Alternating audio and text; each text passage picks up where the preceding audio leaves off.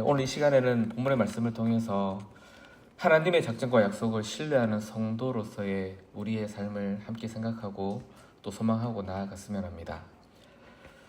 본문 11장, 오늘 본문 11장은 어제 10장에서 가나안 남부 지역의 왕과 성읍들을 정복한 전쟁에 이어서 이번에는 그 위쪽 북방 지역을 정복하는 사건을 기록하면서 가나안 정복 전체 7년간의 전쟁 역사를 마감하게 됩니다.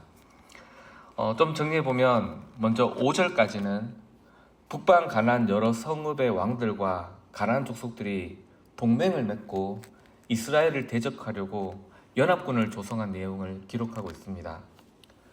요단강을 건너기 전부터 가나안 동편의 큰 나라들을 점령을 했고 또 요단을 기적으로 건너고 여리고성을 시작으로 가나안의 그 남부 지역까지 다 점령하고 올라오는 이 이스라엘 백성들에 대한 소식을 듣고 북방의 나머지 족속들이 자기들이 연합을 하면 아마 이길 수 있을 거라고 그렇게 당연히 기대를 했던 거겠죠. 그렇게 연합을 하게 되는데 주동자가 하면 소개되는데 1절과 그 10절을 보시면 모든 나라의 머리라고 불려지는 이 하솔 왕 야빈이 주동해서 그렇게 연합 대군을 이루게 됩니다. 그렇게 연합된 규모는 실로 거대했습니다.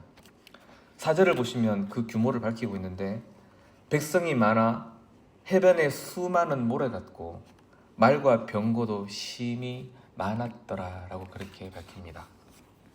여러분, 나머지 모든 북방의 민족들이 다 연합해서 엄청난 대군을 이루었습니다. 그래서 이 전쟁은 어떻게 되었을까요?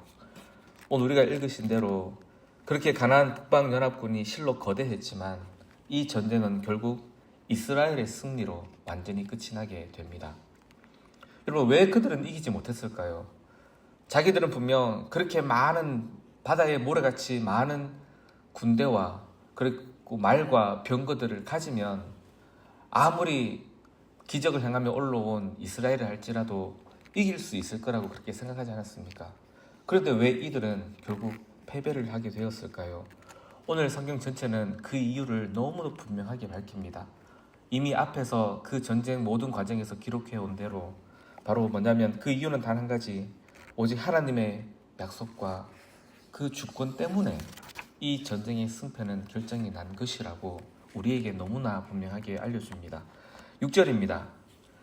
하나님은 가나안의 그 패배, 이스라엘의 승리를 바로 이스라엘 백성들에게 약속하셨습니다. 내가 그들을 이스라엘 앞에 넘겨주어 몰살시키리라 라고 하나님이 선언하셨고 8절에서는 실제로 전쟁이 또한 그렇게 되었다라는 걸 확증합니다. 여호와께서 그들을 이스라엘 손에 넘겨주셨기 때문에 그들을 격파하고 라고 말입니다. 뿐만 아니라 20절에서는 가나안 정복 전체를 정리하면서 그 화친한 민족 외에는 나머지 모든 가나안 족속들이 전멸당한 것이 바로 하나님께서 그들을 멸하시기로 뜻하셨기 때문이라고 다시 한 번 더 그 하나님의 영원한 작정을 그렇게 밝혀 선언합니다. 이 전쟁의 승패는 오직 하나님의 작정과 약속, 그 주권에만 속한 것임을 누누이 강조하는 것입니다. 세상의 왕들과 민족들, 하나님을 대적하는 악의 세력이 아무리 숫자가 많고 강하여도 그들이 하나님의 작정과 약속을 뒤엎을 수는 없습니다. 하나님이 작정하시고 약속하시면 반드시 역사는 그대로 흘러갑니다.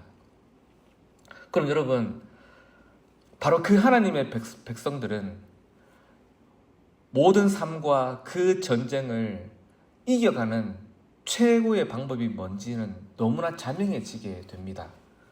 여러분, 이스라엘 백성들이 모든 전쟁을 이길 수 있는 그 자명한 방법은 무엇입니까?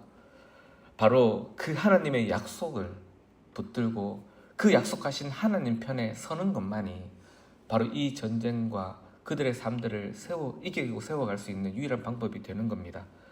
그래서 하나님은 이 약속에 대해 백성들이 신실한 믿음으로 하나님 편에 설 것을, 그 하나님만을 의지할 것을 명령도 하셨습니다. 6절을 다시 한번 보시면 하나님이 그 북방연합군을 이스라엘에게 넘겨 몰살시키겠노라 약속하시면서 이 백성들에게 한 가지를 명령하십니다. 보이시죠? 뭘 명령하시죠? 적들과의 전쟁에서 탈취하게 되는 말들은 어떻게 하고 그 발에 힘줄을 끊고 또 그들의 병거는 불사르라고 말합니다. 여러분, 왜 이것을 명하실까요? 여러분, 전쟁을 하다가 적들에게서 무기를 한마디로 뺏은 겁니다. 그럼 어떻게 해야 됩니까? 우리가 쓰는 게 낫습니까? 버리는 게 낫습니까? 당연히 우리가 쓰는 게 낫지요. 예전에 예비군 훈련 갔을 때 예비군 연대장님이 쉬는 시간에 뭐 재미난 얘기거리 하나 해준다면서 이런 얘기를 해준 적이 있어요. 북한에서는 무기를 만들 때, 총을 만들 때 총구를 기존 규격보다는 조금 크게 만든답니다. 왜 그러냐고 하면 전쟁을 하다가 총마다 이게 총알 크기가 다르잖아요. 근데 총규를 좀 크게 만들면 전쟁을 하다가 적들에게서 이기고 총알을 뺏게 되면 그 총알이 좀 더 크기와 상관없더라도 없이 어떻게 할 수 있다? 우리 거를 구멍을 좀 크게 만들면 빼앗는 대로 다 쓸 수 있으니까 이제 그렇게 만든다고 이야기를 해준 적이 있습니다. 이스라엘 백성들이 전쟁을 하다가 적들에게 무기를 뺐으면 당연히 어떻게 하는 게 낫습니까? 그것을 우리 걸로 쓰는 것이 훨씬 유익하고 낫고 그게 적어도 상식 아니겠습니까? 그만큼 또 전쟁을 이길 확률은 더 높아지게 되는 거고요. 그런데 하나님이 그거 하지 말라는 겁니다. 적들에게서 무기를 뺐으면 아무리 힘세고 강한 말과 병거를 할지라도 그 말발의 힘줄은 다 끊어버려서 전쟁으로 쓰인 무기를 상실하게 만들고 병거는 다 파괴해버리라고 그렇게 말하는 거죠. 누가 옆에서 보면 왜 그 바보 같은 짓을 하냐고 그렇게 말하게 될 겁니다. 그런데 하나님은 그 바보 짓을 하라고 명령하십니다. 왜요? 이 전쟁은 그 무기의 많고 강함에 달린 것이 아니라는 것을 이 하나님의 백성들로 하여금 철저하게 고백하게 만드시는 겁니다. 하나님이 넘겨주셨기 때문이고 하나님께서 약속하셨기 때문에 이 전쟁은 이길 수 있는 것이고 그 전쟁의 주권은 내가 지고 있다. 그러니 내 백성들로서 하나님의 약속과 그 약속을 하고 계시는 하나님만을 의지하라고 그 믿음을 발휘하라고 그렇게 몸소 하나님이 실천하도록 가르치신 겁니다. 그래서 말발의 힘줄을 끊고 병거를 불태우는 것을 9절에서 백성들은 실제로 실행합니다.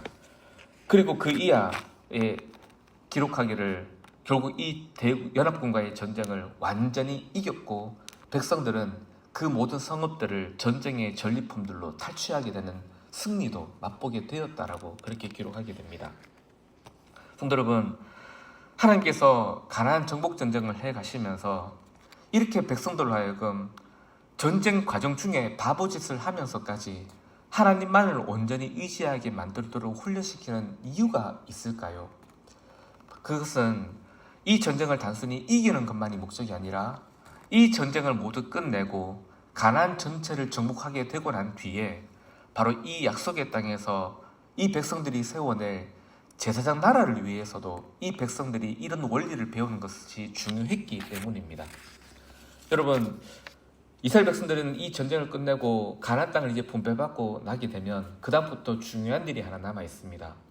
바로 온 열방에 하나님의 나라와 그 하나님 되심을 증거하게 되는 제사장 나라의 사명을 이제 살아가야 합니다. 어떻게 살아갈까요? 바로 하나님의 뜻을 백성들이 직접 몸소 말씀대로 행하고 실천해가면서 그렇게 보이지 않는 하나님의 통치를 드러냄으로써 그 제사장 나라의 사명을 감당하게 됩니다. 그럼 여러분, 그 나라는 언제부터 보이게 만들 수 있을까요? 이 전쟁 다 끝내고 그 땅 분배받고 나면 그때부터? 그게 아닌 겁니다. 여러분, 우리가 이 신앙을 살게 되면 아마 처음 초신자의 길을 걸을 때 주로 실수를 하게 되는데 우리가 하나님의 영광을 드러내는 신앙에 대해서 가끔 오해할 수 있는 일들이 있습니다. 뭐냐면 하나님의 영광은 특별한 때에 특별한 순간에 특별한 일들로 드러낼 수 있다라고 자꾸 생각하는 거죠. 그런데 결코 그렇지 않다고 성경 우리에게 늘 가르칩니다.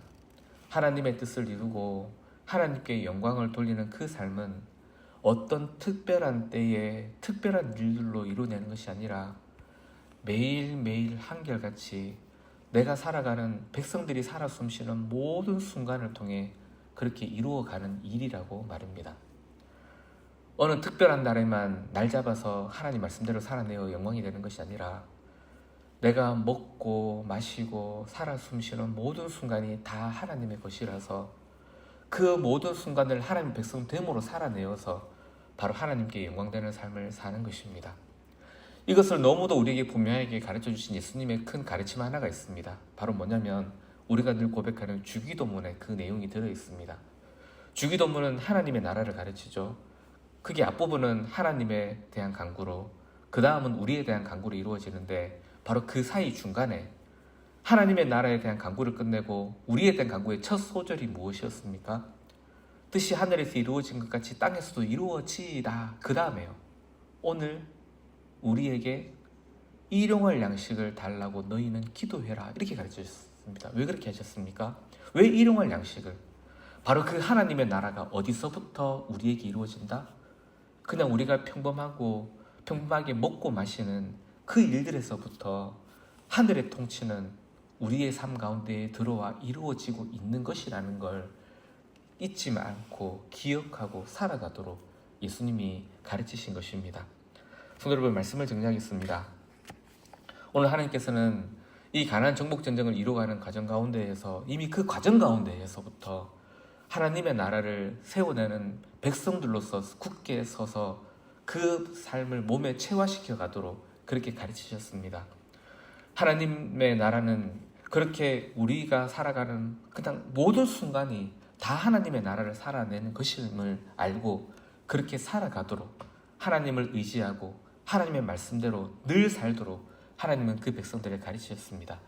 우리 성막의 온 성도들이 바로 이 하나님 나라의 도리를 잘 기억하고 우리 몸에 새겨서 이 하루도 하나님의 나라를 사는 것과 아닌 것이 구분되는 것이 아니라 내가 무엇을 하든지 무엇을 먹고 마시든지 어디에 가든지 어느 곳에 가든지 누구를 만나든지 모두가 하나님의 나라를 위해 살아가는 삶인 줄 알고 매 순간을 하나님께 영광된 삶으로 살아가는 복된 성도와 교회 되기를 함께 소망하고 또 그렇게 하나님 인도하여 주시기를 함께 기도하시면 좋겠습니다.